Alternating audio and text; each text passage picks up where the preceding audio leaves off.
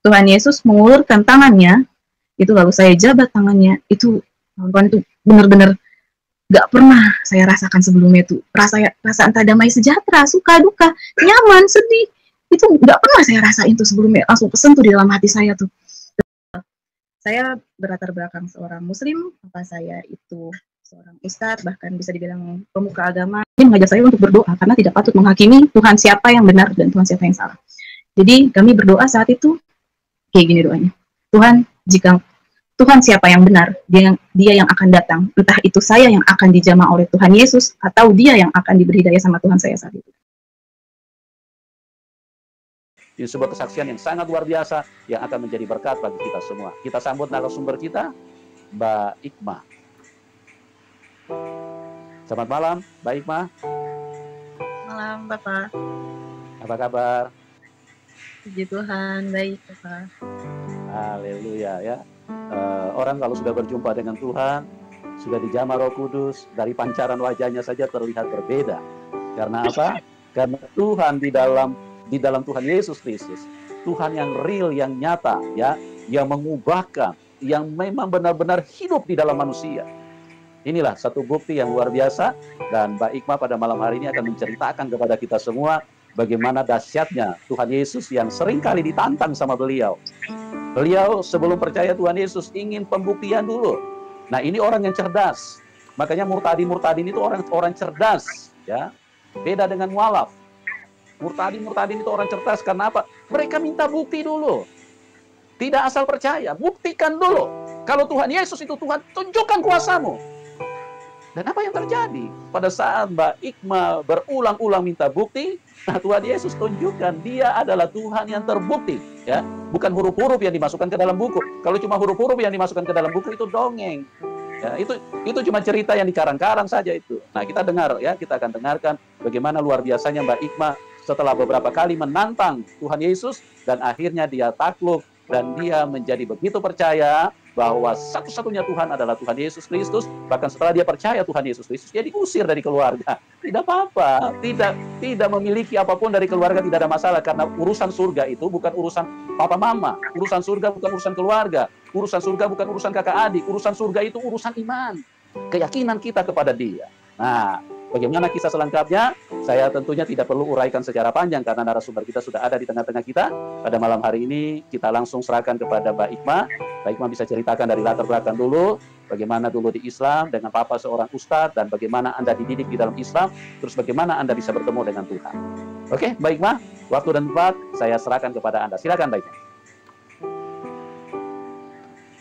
Ya. Shalom, saudara yang dikasihi Tuhan Yesus. Selamat malam semuanya. Perkenalkan, nama saya Iis Iklima. Saya anak pertama dari 5 bersaudara, tapi adik saya terakhir sudah meninggal, jadi tinggal 4 sekarang. Saya berlatar belakang seorang muslim. Papa saya itu seorang ustadz, bahkan bisa dibilang pemuka agama, dan sudah jam terbang ceramahnya di mana-mana. Saya dididik dari keluarga yang Islam. Saya setiap hari itu habis maghrib selalu mengaji. Papa mengajarkan kita membaca Al-Quran secara benar, terus seperti apa, ilmu tajwid, makhraj hurufnya seperti apa. Lalu Papa sering mengasih pembelajaran tentang berbagai macam hadis dan cerita-cerita Nabi kepada kita. Kita juga sering tanya jawab sama Papa saat itu. Lantas ketika itu pribadi sebagai seorang muslim, jujur dibilang sensitif terhadap yang beragama non-muslim saat itu. Dan Papa juga, saya terus ketika pernah punya teman non-muslim, dan Papa bilang saat itu, jangan terlalu dekat sama mereka. Sudah. Dan jujur, tidak pernah terpikirkan sedikit pun saya sekarang bisa percaya Tuhan Yesus sebagai Tuhan dan Juru Selamat saya. Sungguh ajaib kuasa Tuhan yang saya alami. Jadi, sebelum saya memulai kesaksian saya, menceritakan kesaksian saya berdoa kepada Tuhan Yesus pimpin tutur kata ucap saya dalam kesaksian ini Tuhan, agar menjadi berkat buat semua orang Tuhan, berkat untuk diri saya, untuk menguatkan iman saya sendiri Tuhan Yesus. Roh Kudus tolong pimpin saya dalam bertutur kata, dalam nama Bapa, Anak, dan Roh Kudus. Amin. Jadi kita mulai kesaksiannya. Awalnya tuh saya menantang Tuhan, saya paling suka yang namanya menantang Tuhan. Jadi awalnya itu saya bertemu dan berkenalan dengan laki-laki non-muslim itu lewat media sosial, dan dibilang tertarik juga hanya sedikit saya tertarik. Lalu kami melihat ada tanda salib kan di video, salah satu videonya dia, saya kenalan lewat TikTok kan. Lalu dengan PD-nya nih saya bilang kan, ini nih non muslim nih, kayaknya bisa nih aku tarik ke Islam kan saat itu. Terus saya menjalani hubungan beberapa waktu, beberapa hari. Lalu ada saat dimana dalam kehidupan saya tidak mau yang namanya berhubungan itu hanya melihat untuk asik-asik saja, atau nanti lihat ke depannya seperti apa gitu kan. Saya tidak mau, saya tipe orang yang mau punya kepastian gitu kan dalam hubungan. Jadi ada satu ketika dimana saya merasa kayaknya kita harus memulai omongan tentang agama, karena sendiri saya berlatar belakang pernah gagal dalam berumah tangga, jadi tidak saya berbicara tentang agama. Memulai kan saya berdiskusi sama dia, berdebat itu sekitar kurang lebih 3 hari lamanya. Jadi di hari pertama tuh kami berdebat santai, dia menunjukkan teknik kesabaran, kasihnya seperti apa gitu kan, menghadapi antusias saya yang menggebu-gebu gitu kan, dalam arti agama Islam tuh benar loh kayak gitu kan. Tapi dia nanggepinnya santai aja hari pertama tuh. Lalu hari kedua mulai kayak dia mulai berbicara siapa Tuhan Yesus, kenapa harus Tuhan Yesus gitu kan, apa isi Alkitab, dan kita mulai berdebat apa itu Al-Quran. Kita sama-sama buka Al-Quran dan buka Alkitab, lalu sejarah Muhammad, terus pokoknya perjalanan tentang Tuhan Yesus. Kita berdebat hancur, dan pada hari ketiga kita sudah tidak tahu lagi apa yang harus diomongin, karena sama-sama tidak ada yang mau saling mengalahkan saat itu. Lalu di hari ketiga saya selalu berdebat itu dari pukul 10 malam dan subuh tuh hari ketiga, laki-laki ini mengajak saya untuk berdoa, karena tidak patut menghakimi Tuhan siapa yang benar dan Tuhan siapa yang salah. Jadi kami berdoa saat itu kayak gini doanya, Tuhan, jika Tuhan siapa yang benar, dia yang akan datang, entah itu saya yang akan dijamah oleh Tuhan Yesus, atau dia yang akan diberi hidayah sama Tuhan saya saat itu. Kami berdua menantang Tuhan dengan perjanjian apapun yang akan terjadi ke depannya itu harus diceritakan, dan kita tidak boleh lagi membahas yang namanya agama dan Tuhan kan. Oke, amin kan, selesai.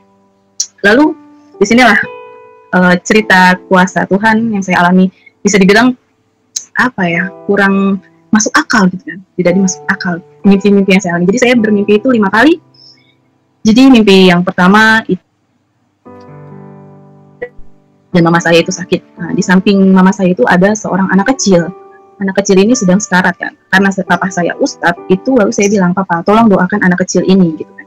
Lalu papa doakan, terus anak kecil ini nggak sembuh, tapi tiba-tiba dia bangun dan dia bilang, kita semua taruh tangan kita di atas kepala anak kecil ini. Lalu anak kecil ini tiba-tiba sembuh, puji Tuhan kan. Lalu saya pergi ke belakang rumah sakit ini, kamar rumah sakit, di depan kamar mandi itu ada seorang laki-laki tinggi besar. Kenapa saya bisa bilang tinggi? Karena laki-laki ini bilang peluk aku, dan ketika aku peluk itu aku sepinggangnya dia kan. Terus aku pengen tahu nih laki-laki ini siapa. Aku melihat ke atas dan itu nggak kelihatan itu siapa, wajahnya nggak kelihatan sama sekali kan. Lalu sudah laki-laki ini menghilang. Lalu saya keluar lewat pintu belakang kamar rumah sakit ini kan. Saya pas buka pintu, itu tuh taman indah sekali kan. Itu warnanya perak, abu-abu, putih, pokoknya warna itu nggak pernah saya lihat di dunia ini kawan-kawan.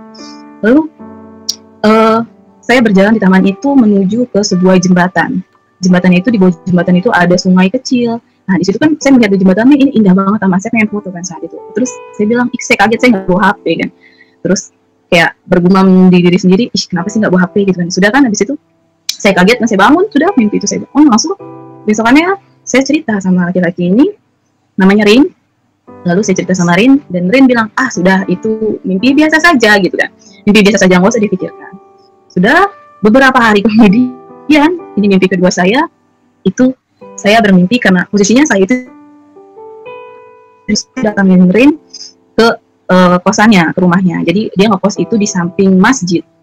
Lalu saya datang, nah tiba-tiba pemilik masjidnya ini datang, lalu mengusir kita karena Ren itu nggak mampu bayar kontrakan itu kan. Kita diusir dalam arti kayak gini, dan posisinya saat itu saya muslim kan.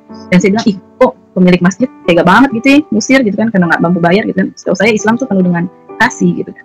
Sudah, saya turun ke bawah, dan di bawah itu ada keluarganya Ren sedang bawa koper hitam. Posisinya saya belum pernah dikenalkan sama keluarganya Ren. Ya, jadi saya turun dan di bawah itu ada keluarganya Rin, dan posisinya saya belum pernah dikenalkan sama Rin dengan keluarganya kan. Tapi saya percaya itu keluarganya Rin sedang bawa koper hitam. Lalu keluarganya Rin bilang mau ikut saya ke Jakarta. Terus saya bilang, saya nggak punya uang gitu kan, saya nggak punya uang, nggak bisa, udah di sini aja gitu kan. Dan saya di situ di mimpi itu ketemu sama salah satu pilot, dan saya bilang tolong bawa saya ke Jakarta gitu kan secara gratis. Oh ya sudah gitu kan, saya dibawa pakai mobil, lalu saya naik mobil itu dan kami jalan mobil dan berhenti sampai ke depan gang kan. Sudah mimpi saya berakhir, mimpi kedua itu saya cerita lagi sama Ren tentang mimpi saya itu, dan Ren bilang, ah ya sudah, itu cuma mimpi biasa saja gitu kan. Sudah beberapa hari kemudian saya mimpi lagi, ini mimpi ketiga saya. Ini saya masuk ke sebuah masjid untuk sholat berjamaah. Lalu saya masuk ke dalam barisan sholat, siap sholat. Lalu di tengah-tengah masjid ini, dalam masjid ini ada seorang laki-laki. Itu dia kayak penilai gitu kan. Terus laki-laki ini bilang, kalian salah, kalian harus mundur ke belakang 6 langkah. Lalu kami bingung apa yang terjadi kan. Terus habis itu imam sholatnya ini dia mundur ke belakang. Kita tak jadi sholat saat itu kan. Terus saya kaget, saya langsung cerita sama dia, saya marah benar-benar marah. Dan saya takut, karena apa? Kalau dalam muslim itu, kalau kita sudah berpikiran, jangan-jangan ini mimpi yang saya alami ini akibat pergumulan doa.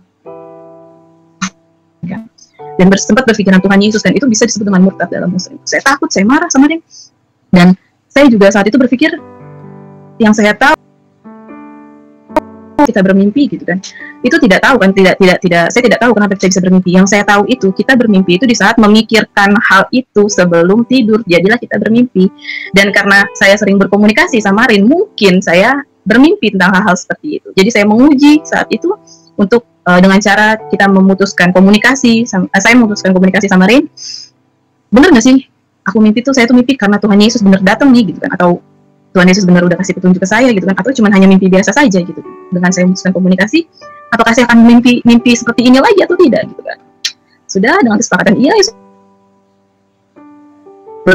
selama 1 minggu kurang lebih ya, 1 minggu.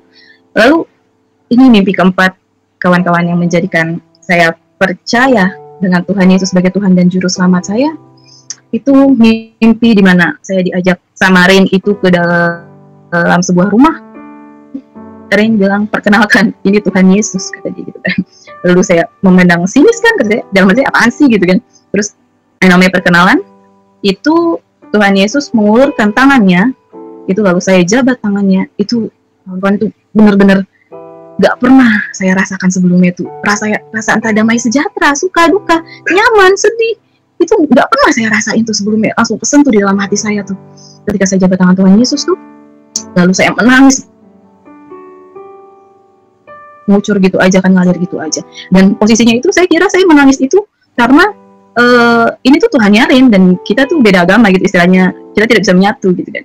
Tapi tidak, tunggu cerita saya selanjutnya. Nah sudah, habis itu kemudian saya mundur, saya lepas tangan Tuhan, saya mundur, dan Tuhan melihat saya dengan matanya yang berkaca-kaca dan tersenyum. Itu secara logika ya saudara-saudara. Saya sebagai muslim waktu itu, saya pernah sesekali melihat gambar Tuhan Yesus gitu, tapi hanya sesekali saja gitu kan, ketika melihat saya scroll ke atas gitu kan. Tapi di dalam mimpi saya ini benar-benar nyata, itu rupanya Tuhan Yesus tuh hidungnya mancung, putih, rambutnya segini, ikel gitu kan, dia sedang duduk seperti raja-raja gitu kan, tinggi gitu kan, ada bungkuk gitu. Itu yang bisa menggambarkan keindahan Tuhan yang saya lihat di mimpi saya itu.